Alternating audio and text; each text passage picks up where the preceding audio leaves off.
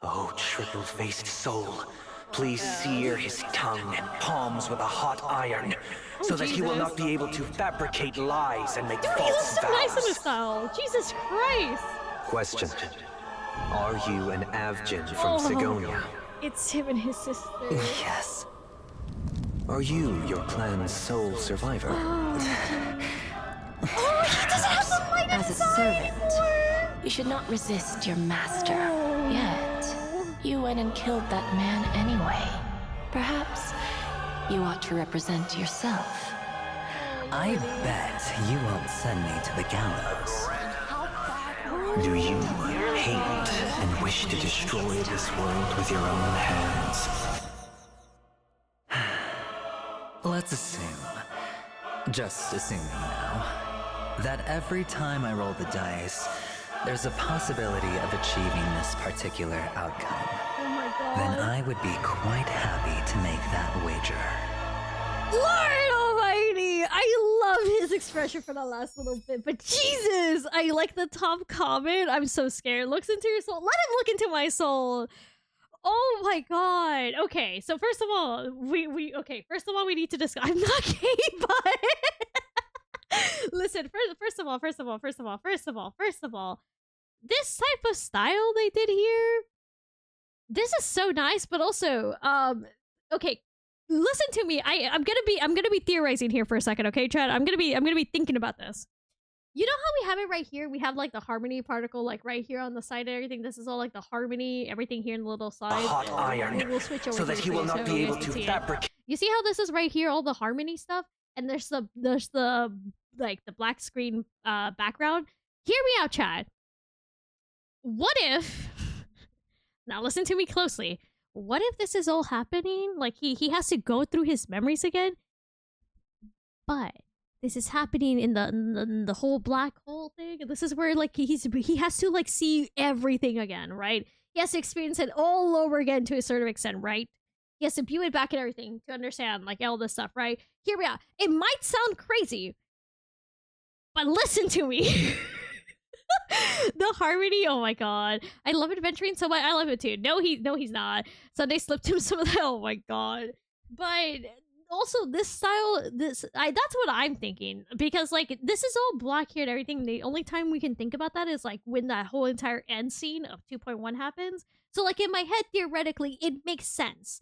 Because, you know, there's nothing in the background and such. It might sound crazy, but no, literally, it might sound a bit crazy, but you guys need to listen to me.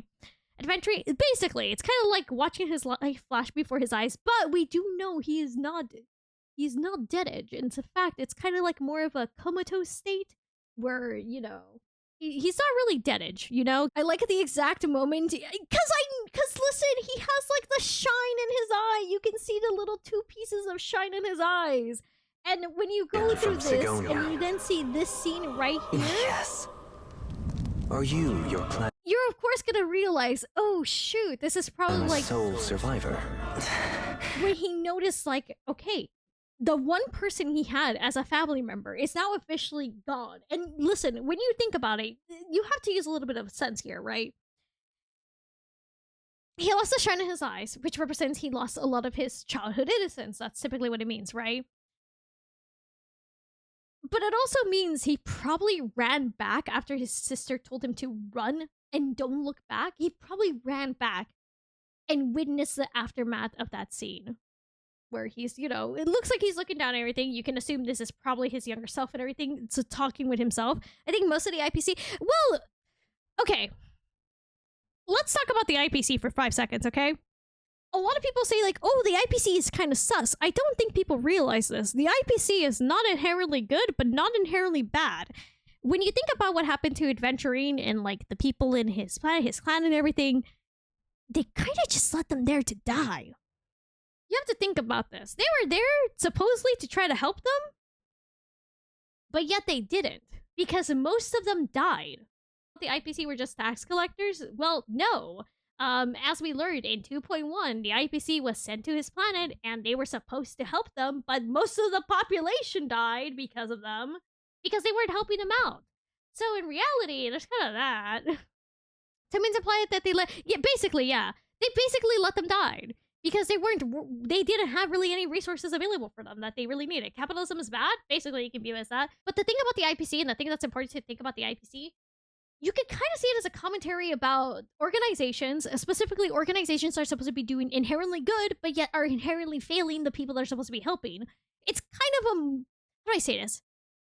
It's kind of a take on some modern society, because nowadays, as we all know, because of how the world is and everything, we're more connected and we're more easily available to like reach out and talk to other people from all over the world. We know some things just don't inherently work out as a lot of government officials and people have said they will work it out. But that's kind of the thing that's really important to think about, especially when it comes to the IPC. The IPC can be seen as a commentary of how a lot of like big names like government officials and so on and so forth are supposed to be helping people, but instead of helping them, they have only done things to do harm to them or haven't even helped them at all and taken advantage of situations to make themselves seem like, oh, you know, we tried really hard to go ahead and help them, but yet have failed. Topaz, we saw that her planet was like in dire situation, and well, they basically had to give up their entire planet. And look, Topaz is the way is kind of saw the IPC as like, oh, they're so good. They done so good for us. So Topaz heavily believes the IPC does good, but you know, think about Aventurine, who didn't get to see the good of the IPC. Also, Sunday, low-key Sunday is quite terrifying when you realize what he can do. That's just me. I think Sunday's a little scary to an extent. What's your take on wishing to destroy the whole world thing? That's like one aspect of the character that escapes me a bit. To be honest, okay, I'm not sure this is going to tell you more about me than it is about him. When it comes to how Aventurine talks about the whole wishing to destroy the world thing, I think we need to realize something. This man has been going through this entire thing his entire life and has not had a single day of peace. When we think about Topaz and the IPC, we see her praise the IPC, but she's also acknowledges some of the things about the IPC, but heavily paints them in a good picture for the most part. Aventurine has seen what the IPC can do and will do, especially because what has happened with his people because of the IPC. Realistically speaking, in my opinion, his whole thing about it is not really that he wants to destroy it, but he wishes he could have done more. Because think about it, he was a kid when everything happened. That's how I basically see it. So it's not that he wishes to destroy for the sake of destroying, it's more of a way to, in a sort of sense, I guess, take out how he feels in frustration.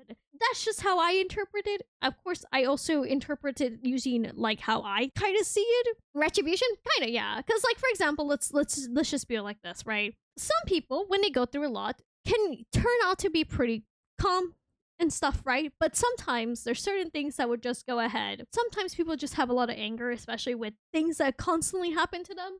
I don't know about you guys, but if you ever had it where one bad thing after another bad thing after another bad thing, to some extent, it kind of makes people get really frustrated and really angry at the world. To some people, not everyone.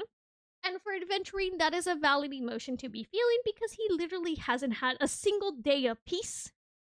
So him feeling this way would make the most sense. At least in my opinion. In a way of just destroying your own self-preservation to just go ahead and justify sometimes of you being impulsive because you want to try to do things to change things. In a way.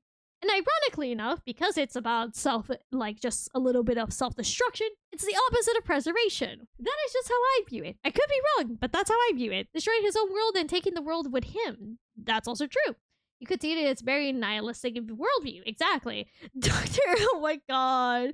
That is why his phrase sounds like, I don't necessarily want to destroy the world, but it wouldn't bother me if my actions caused it to be destroyed. Exactly. Well, you can also see preservation as just the fact that it's kind of in a way preserving who he is, the people who are in his life, you know, his family, preserving that, preserving the legacy of his people, preserving the legacy of his god.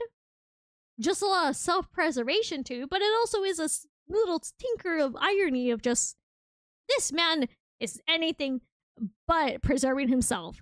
Let's be real here. He's a little self-destructed. I liked it. I didn't cry. I was a little emotional, but I didn't cry. I almost did, but I didn't.